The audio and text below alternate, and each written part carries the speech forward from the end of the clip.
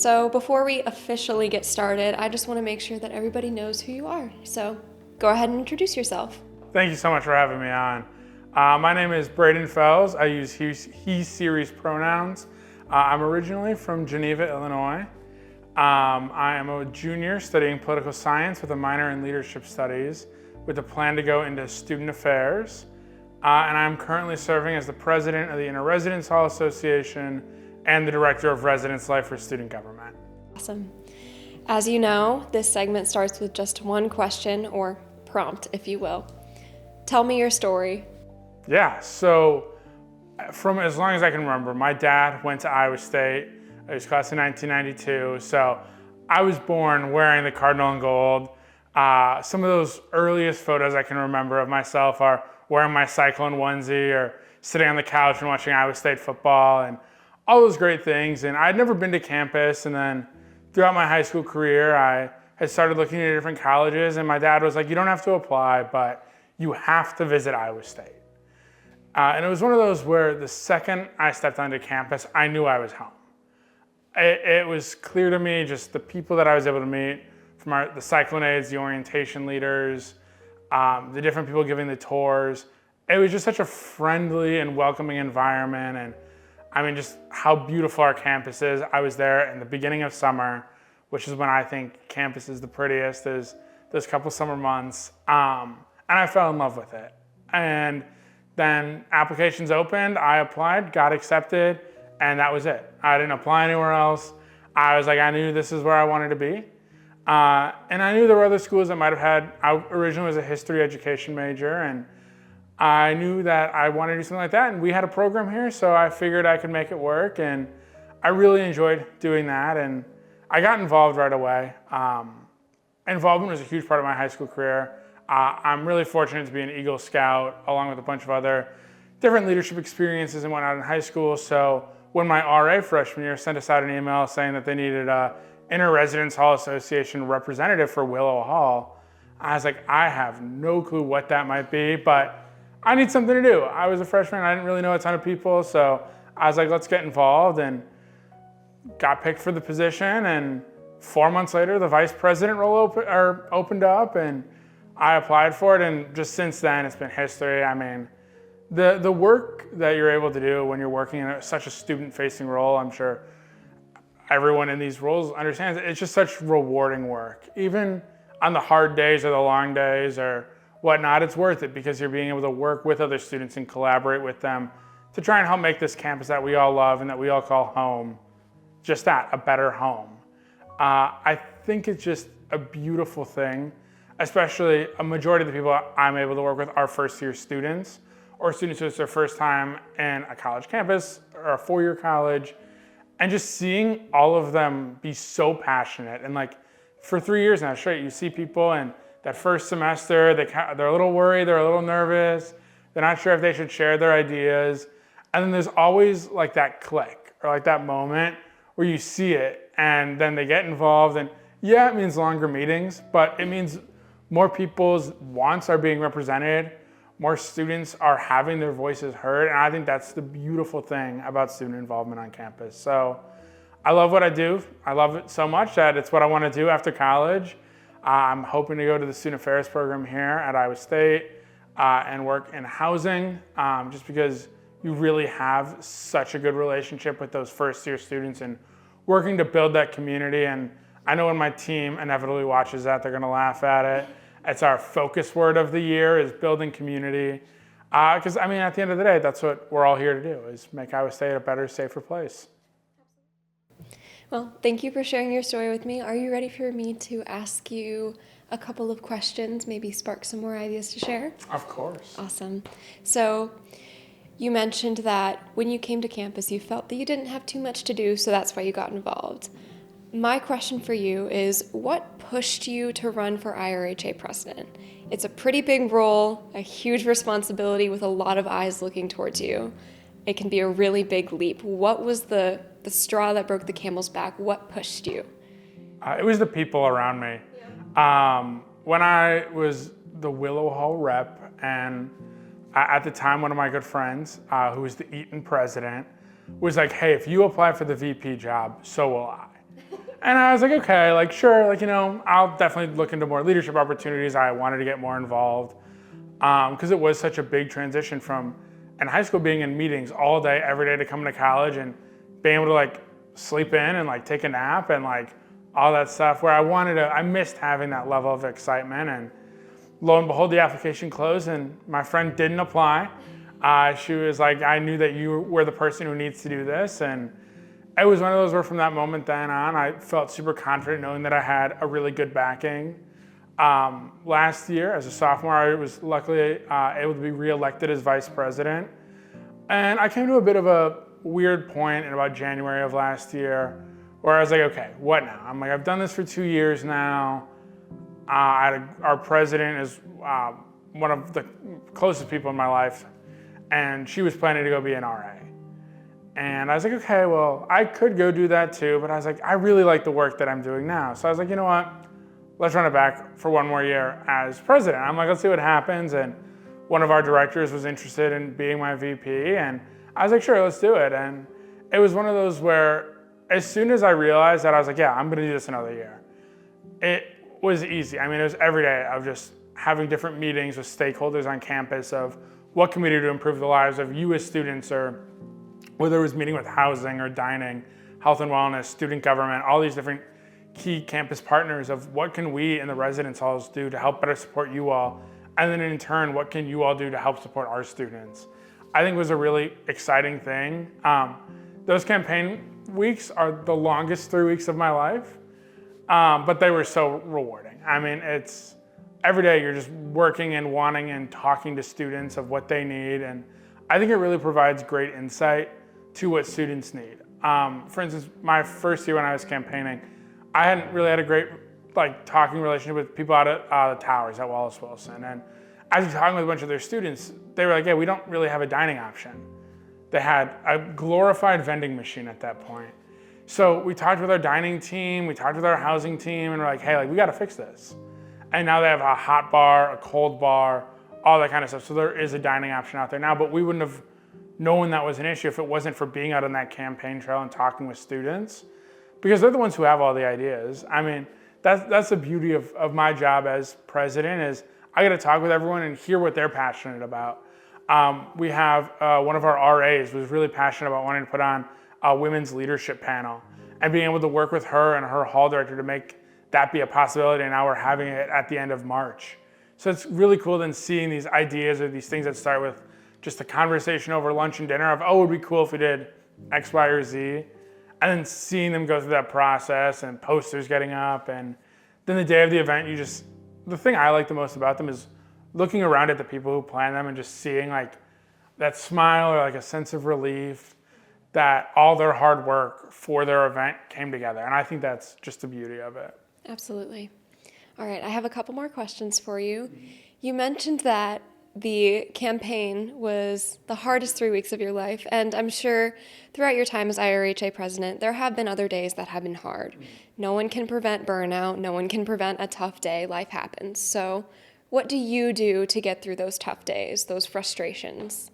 I know that at the end of the day, the people in my corner are always going to be there for me. Whether it's my girlfriend, who was the former president, or any of my directors or advisors, or my family. It's one of those where at the end of a hard day, I always have those people who are there supporting me no matter what I do. And that makes it 100 times easier. I have a lot of struggles with mental health in my life. And it's one of those where having those people in your corner who you know you can count on and that you can rely on, but they also rely on you, is just a wonderful thing. It's that advocacy of the hardest part is the first step of admitting that you need like that help and you need that support. And I think that was definitely something that I really struggled with last year of I'd have 2 or 3 hard days in a row, whether it was a big test or whatever, and I would be like shutting down and be like, I just need to sit in my room and do nothing.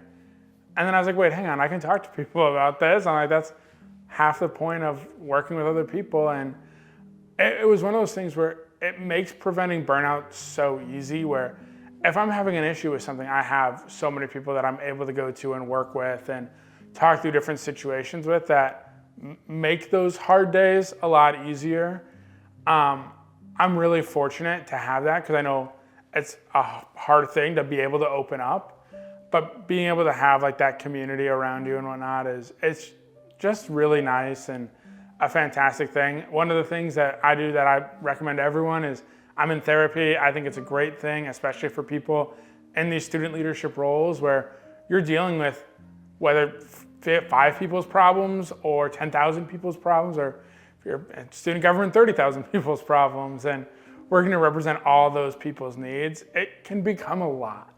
So having like a person who's outside of your work and your organizations, I think is a really crucial thing. I know whenever my role as an IRHA gets tough, I have friends who have no idea what's going on in the residence halls and haven't lived in them in 3 years, or if it's my dad's case, 40 years, and being able to talk to them about these different issues or whatnot, I think is just a really lovely thing, because they're able to provide that perspective to you where, yeah, the people you work with, they can get all these issues and understand what you're getting through and help provide situations, but sometimes you just need to vent and you just need to let it out and talk about what's going on. So I think having those third-party people also really help prevent burnout. Awesome. I agree with you. I think therapy is a very useful tool, especially for people in leadership positions. So thank you for speaking on that. My next question I have for you is, what advice do you have for other students, maybe first years or even sophomores, that are looking into being in a leadership position but are just scared to take that big leap? Yeah, that's a really good question. I think the first thing that I think of is say yes to any opportunity. Whether it's something that you're like, well, there's no way that I'm making an actual impact on my floor council or on my hall council. That's something that goes a long way when I'm looking, or IRHA is looking to bring on directors or RAs. It's great to see people who've served in their communities before. Getting involved, I mean, I think Club Fest is one of the best things that we have, because there really is a club for every person here at Iowa State. Whether it's as niche as you think it might be, and there is no way anyone else at this university is interested in this, or the most run-of-the-mill thing. I think promoting our clubs is such a good thing. I think the work that the Daily does to promote different organizations and the events that they're having is a really wonderful thing. So students are able to see like that work. So it's not just those first elevator pitch conversations at Club Fest, but oh wow, the student org that I was interested in joining has all of these events going on. Here's what they're doing. Here's what their members care about. I think it's a really good thing, and having those resources are huge for students. I think getting involved, it's definitely scary. I would be lying to you if I said the first time I walked into an IRHA meeting, I was super confident. I thought the meeting started at 7 instead of 7:30, and it was over in UDCC 136. I lived in Willow, and I took the wrong bus, and I was too embarrassed to walk in early. So I took the bus 4 more stops down the street and then walked back to try and get there on time. And I did. I made it there on time, but I was definitely a little like, oh my goodness, like I have no idea what to expect. How are these people gonna like react? Like I'm just a freshman, like what do I know about residence hall leadership? But it's one of those where then you get into the space, and we have so many passionate student leaders and every club, organization, all of that kind of stuff, who really want to get first year, second year, third, even fourth year grad students involved, because they care about the impact that all these students have. So I think it's definitely scary, and it's definitely can be overwhelming, but I just came from a conference on student affairs, and the theme was take a breath and take a step back. And I think that's a really powerful thing of before you walk into that meeting space for the first time, or you go up to someone at Club Fest, or you see someone tabling, just take a breath and take a step forward. Because if you're not that scared freshman or student looking to join an organization for the first time, and if you just stay in your room, then you're gonna miss out on so many amazing experiences that Iowa State provides. And I think the magic of it is it goes so much beyond clubs. I mean, whether it's the Pay It Forward trips, or the off-campus organizations, our Greek life, any of that kind of stuff that provide so many great services to students where they can really find their community, I think it's just a wonderful thing that we have. Absolutely. Jacob, would you like to take the lead? Absolutely. Okay. Going back to like general duties that you have, what is something that you do that people wouldn't expect that is under your job description? Ooh, that's a really good question. One of the things I'm really fortunate to do is communicate IRHA needs at a regional and national level. I'm currently actually running for a regional director position, and I'll find out next week on that. But that's one of our other responsibilities is communicating with other IRHAs and then NRHHs, which is our National Residence Hall Honorary, and learn about what they're doing on their campuses and try and take feedback back. It's one of those where, we have these meetings with all the different Iowa State people, but meeting with people from other campuses and learning their experiences is super helpful, especially when it comes to navigating tricky things or tough situations that might be out of our hands or out of our control that we're not really sure how to navigate with, but other schools have already been through similar stuff. So learning how they adapt to do it and how they handled it is a really huge thing. Another big part of my job is I get all of the emails about everything for student housing, which might be expected, but it's a fun thing. You get some really interesting ones here and now. I've just you should ask your RA about this, or you should ask your hall director about this. But it's fun. I mean, I think it makes you learn more about different issues. One of the things is affordability is a huge thing that every college student is facing right now. And I've gotten a couple emails this year of people being like, what's this fee? Why am I paying $18 to this IRHA? What even is that? Or why do my residence hall cost $4,000 and I don't have AC and renovated bathrooms? So it's working with the students and working with our phenomenal team we have in the Department of Residence and ISU Dining to explain to students, we're working on it. There is a 10-year project sheet that details everything and all of these improvements that are wanting to be done. And it's one of those where I think people underestimate how far the student voice can really go. If you notice an issue in your community, whether it's something as small as a broken light or as big as a bathroom that floods, talk to your hall director about it, talk to your RA about it, because there's a chance that your voice is gonna go miles as a student. They care about you and your experiences, and no one wants you to have a flooded toilet or a fire alarm going off at 3 a.m.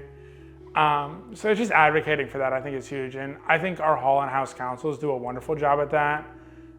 For instance, going back to the fire alarms, Friley's had an issue with a couple going off and whatnot, and their council's establishing a fire safety chair position to work directly with campus security and the Department of Residence fire safety personnel to understand what's going on and what's causing these fire alarms. So then they're able to report back on that to their residents.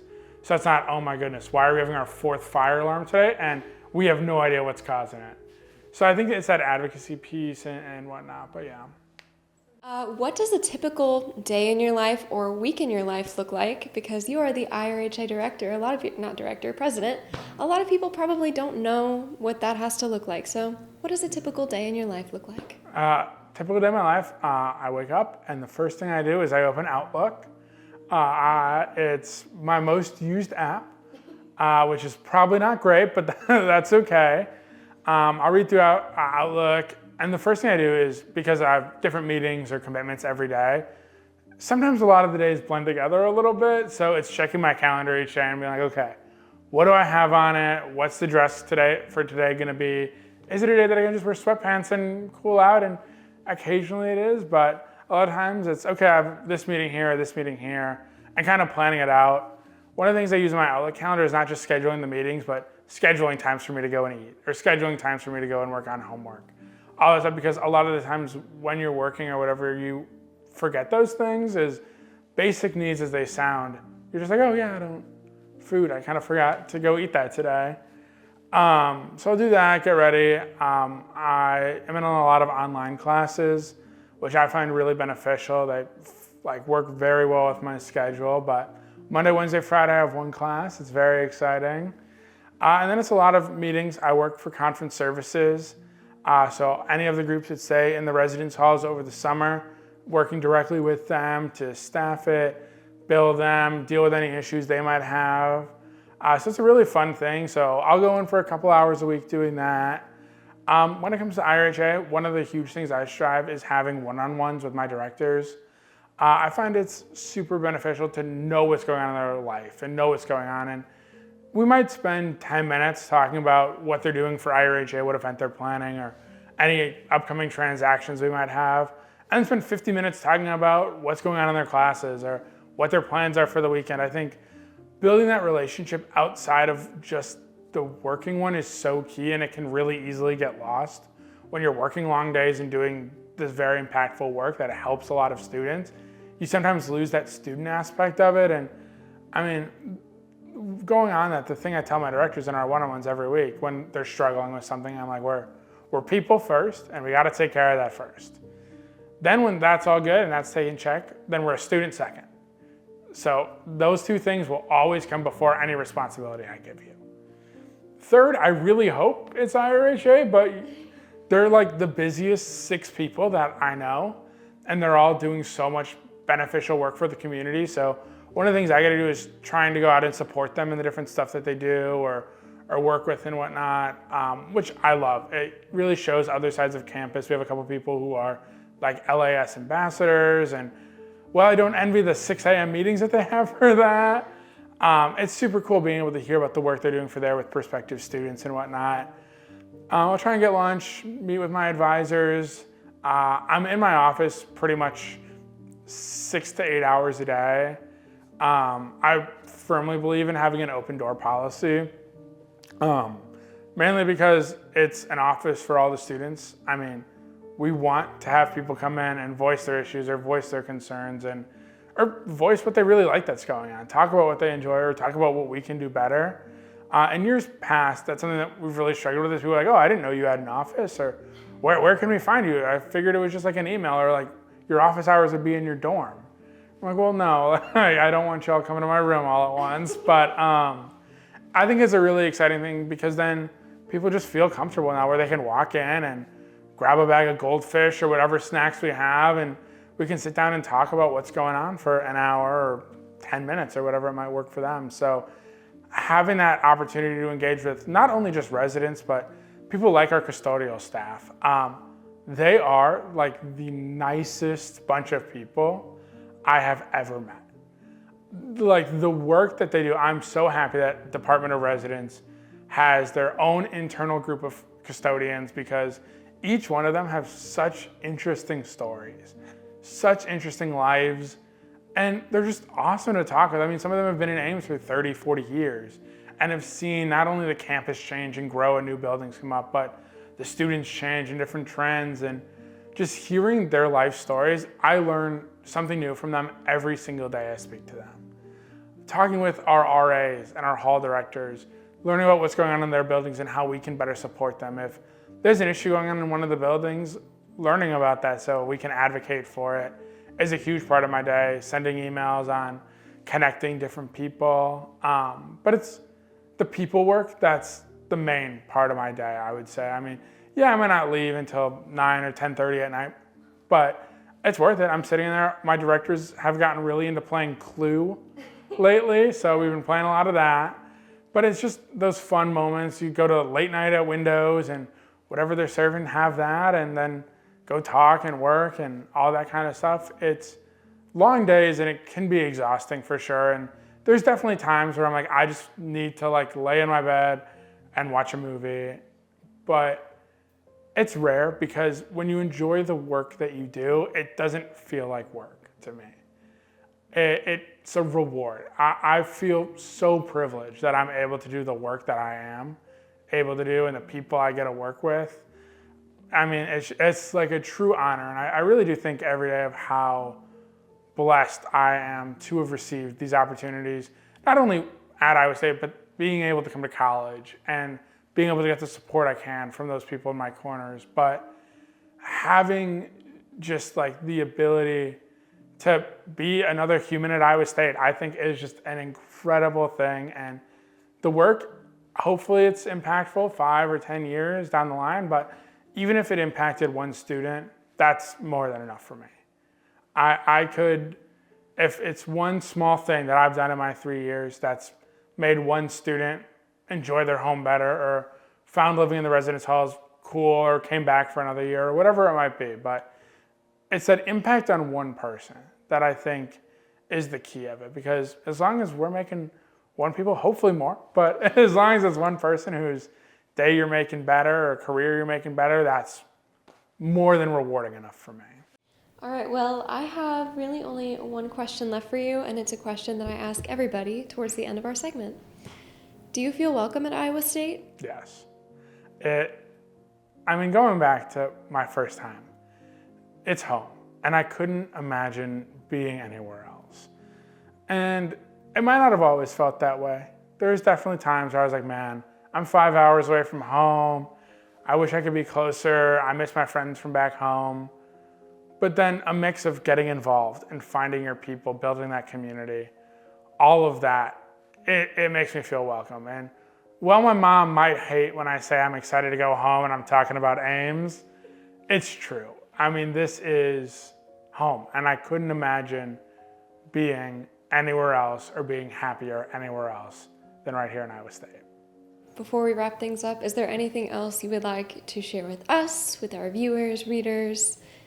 Anything else? Just one thing, make sure to advocate for yourself, advocate for needs. As students, we can do so much. So make sure you're fighting for what you believe in and advocating for the change that you want to see.